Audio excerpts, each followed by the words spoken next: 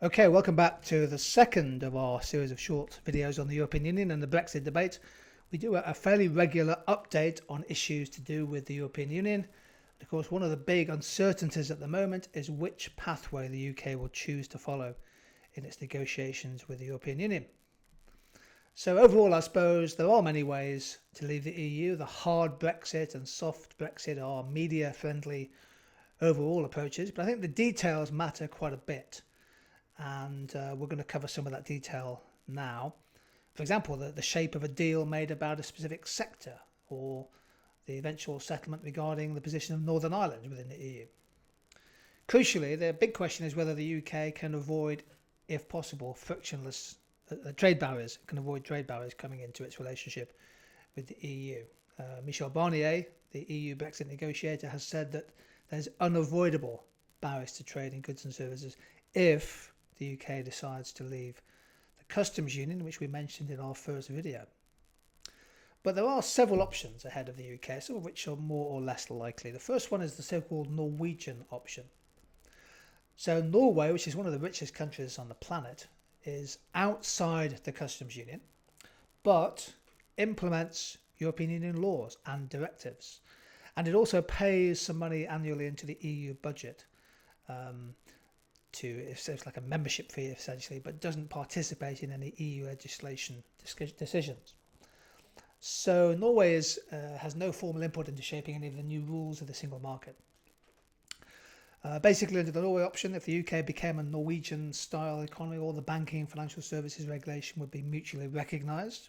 So EU members would actually grant access to UK financial services firms.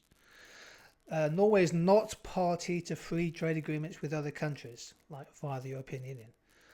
The option doesn't include free trade in food, or Norway is not part of CAP.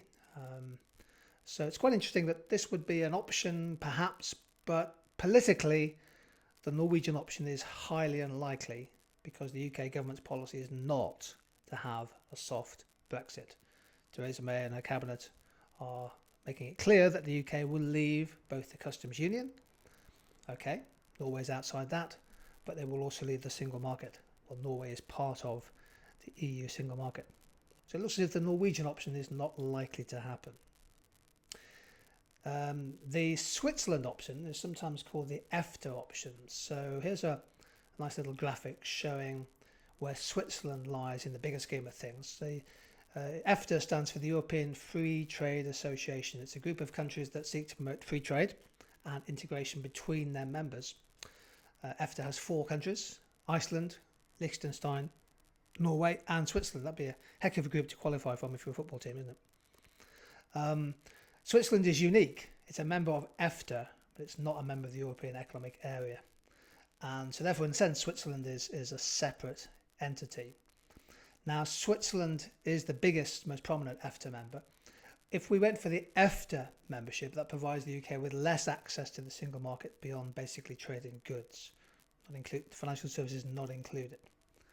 So this is sometimes called the Swiss model, the EFTA free trade agreement model. Basically, a series of trade agreements or free trade for specific industries, including financial services. The problem with the Swiss option is that free movement of labour still applies, and that for the hardline Brexiteers in the Conservative Party, like Rees-Mogg for example, that is unpalatable for them.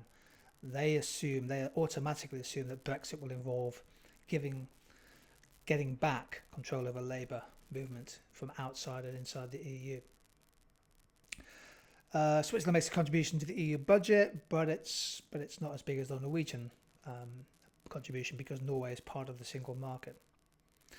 So my instinct is that Switzerland as an option is not one for the UK to take going forward. Then we come to the Canadian option. Now, some people are saying that the recent Canada-EU trade deal could be an option for the UK. CETA, a comprehensive economic and trade agreement, eventually signed between Canada and the EU, but it took nearly a decade to negotiate, to sign and to get ratified. So this is a potential model for the UK, a comprehensive economic and trade agreement. At the moment, if it was CETA, It only covers trading goods, essentially mostly trading goods rather than services, and of course services are 80% of the UK economy. As part of the agreement, Canada has no influence in setting regulations or product standards, so things like farm safety standards, environmental standards, etc. Canadian banks, they don't have any access to the EU banking passport system. That's outside the trade agreement. Basically, financial services excluded. There is limited free movement of people, mainly focused on highly skilled workers or business people. You don't have to pay into the EU or abide by the European Court of Justice rulings. So you can make a case for saying that this is what the government might be wanting to move towards, a kind of Canada Plus, where the UK finally negotiates some kind of comprehensive trade deal with the EU. But it's not frictionless trade. There will be some barriers to trade, in particular non-tariff barriers between the UK and our European neighbours. The other option is so-called the WTO option, the World Trade Organization option. So the WTO option would be the UK leaves the single market. They fail to negotiate a trade deal with the European Union, so therefore they would face the EU's existing external tariffs on goods and services. Okay, but they get back control of labour mobility. In other words, they can control their own migration policy. Now, currently, the EU tariff on UK exports averages 3.2%, but it's significantly bigger for some industries than others. It's 11% for cars, for example. It's bigger for dairy. It's smaller for lots of other things. So that would involve the EU applying tariffs to UK products coming into the European Union. The 2016 figure that 164 member countries of the World Trade Organization are members of the WTO. If you're a member of that, you agree to a shared set of rules, procedures governing trade relationships. So you can't unilaterally discriminate between trade members. So some Brexiteers think the UK could trade beyond 2019 using WTO rules and then go out and try and sign as many free trade agreements as possible in the years to come. That might be a possibility.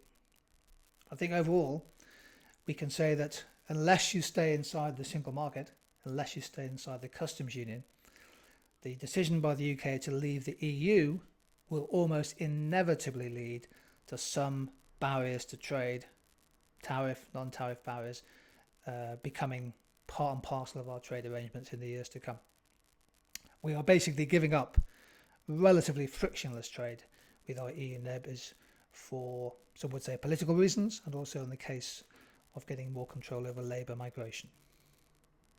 Our third video will be a focus for EdXL students in particular on micro-macro impacts, the sort of synoptic thinking, what might be some of the consequences for the UK leaving the EU.